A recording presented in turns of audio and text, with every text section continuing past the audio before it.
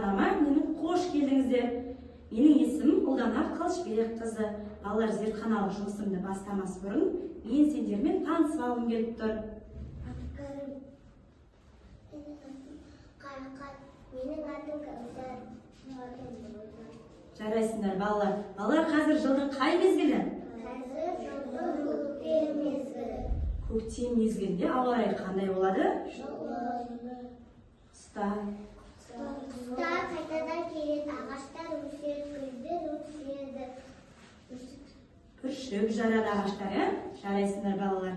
Балалар, табиғат нешеге бөлінеді? Екіге бөлінеді. Жансыз, және жанды. жарайсыңдар. Жансыз және жанды табиғат. Жансыз табиғатқа балалар не жатады? Жансыз табиғатқа тас, су. Жарайсыңдар. Жанды табиғатқа нелер жатады балалар? Адам, үй, қыз. Жарайсыңдар балалар. Олай болса, зертхананың ішіндегі сақтық шараларын сіздерге түсіндіріп өтейін. Балалар, бұл алдымыздағы топырақ, оны біз аузымызға салуға болмайды, көзімізге апаруға болмайды балалар. Балалар, сендердің алдарыңызда ыдыста, кішкентай шыны ыдысында мәш тұр. Мәшті үлкейткіш әйнекпен қолыңызға, алақаныңызға алып қарасаңыздар болады. Балалар, біз бірінші тәжірибемізді бастаймыз. Олай болса, балалар, алдымызда тұрған мәшті алақанымызға саламыз. Кәне алақандарыңызға саламыз балалар. Алдымызда тұрған жақындатқыш әйнекпен қараймыз. Кәнеки балалар, жақындатып қарасаңыздар болады. Балалар, түсі қандай екен? Жасыл екен. Тағы қандай ерекшелігі бар екен? Ортасында ақ түсі бар екен. Балалар, сол ақ түстен мәш жарып, көл шығарады. Сөйтіп, мәш шығады. Ендеше балалар, мен сендерге мәштің қалай өсіп шығатынын көрсететін боламын. Балалар, мәшті 3 түрде өсіріп, зерттеп көреміз. Екінші тәжірибемізді бастайық. Олай болса, бізге ыдыста мақтаны салып қоямыз. Мақтаны ылғалдаймыз. Оның үстіне, балалар, мәшті салып қоямыз. Мәш осы ылғалды мақтаның үстінде өседі. Оны жылы жерге қоямыз. Ендеше, балалар, екінші тәсіліміз.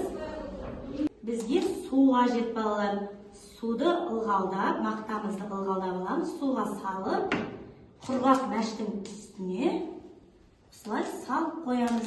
Кәне, Артикарым, сен де жасап көрші. Судың ішіне мақтанды батырып, жақсылап малып аламыз. Ылғалды мақтамызды ең үстіне саламыз. Мәштің үстіне салып қоямыз. Ендеше, балалар, ылғалданып тұрған мәштің беті жылы затпен істейміз екен, жауып қоямыз. Оны бірнеше күнге қойып қоямыз. Ол жылы жерде өзі тамырын шығарып, әдемі болып өсетін болады балалар. Ерден бұрын мен басқа балаларға да бұны зерттеп көрсеткен болатынмын. Сіздерге қызық болсын деп, өсіп шыққанын көрсетейін деп жатырмын. Балалар, қараңдаршы, сіздерге не көрініп тұр? Мәш қалай өсіп шыққан? Көрдіңдер ма? Оны біздер 3-4 күнге ылғалды мақтамызға салып қойдық. Міне, көрдіңдер ма, балалар? Қызық па сендерге? Тамыр шыққан, балалар, көрдіңдер ма? Тамыры шығып, өсе бастаған. Балалар, бұл ешқандай топырақсыз ылғалды мақтамызбен жылы жерде өсіп шыққан мәш. Екінші көрсететін балалар сендерге. Бұл жаңағы мақтамыздың үстіне еккен мәшіміз. Бұл мақтаның үстінде осылай өсіп шыққан балалар. Көрдіңдер ма? Қызық па саған, Кәусар? Несімен ерекше екен? Ұнады ма саған? тамыр шыққан, гүлдеп, тамыр шыға бастапты. Жарайсыңдар балалар. Балалар, ендеше үшінші тәжірибемізді бастаймыз.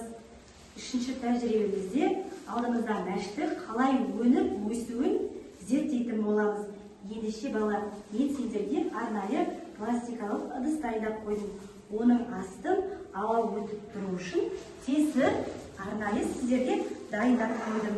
Ал ендеше балалар, алдымызда тұрған қара топырақты күрекшемізді қолымызға алып, саламыз ыдысымызға. Кәне балалар, салайықшы.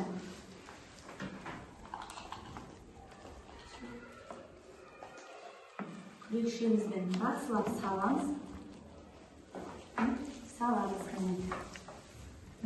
Саламыз. Тағы да үстіне Кәусар көбірек салайық. Көбірек саламыз. Жарайсыңдар балалар.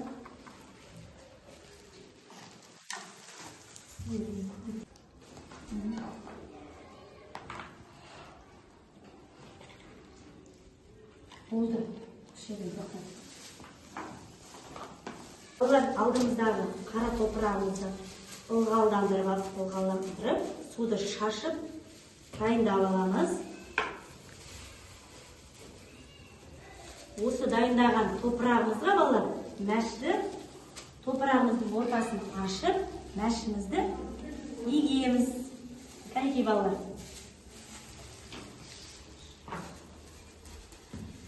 Ортасын ашып, кәнекей салауын мәшімізді бетіне шашып сала береміз, егеміз. Балалар,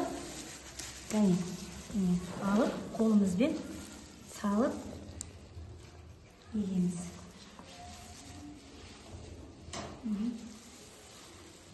Бетін жауып қоямыз, сосын бетін жабамыз. Енді еккен мәшіміздің бетін жауып қоямыз балалар. Балалар, сіздердің еккен мәшіңіз осылай болып өсіп шығады. Көрдіңдер ме балалар? Бірнеше күн өткеннен кейін бір шөп атып, тамыр шыға бастайды.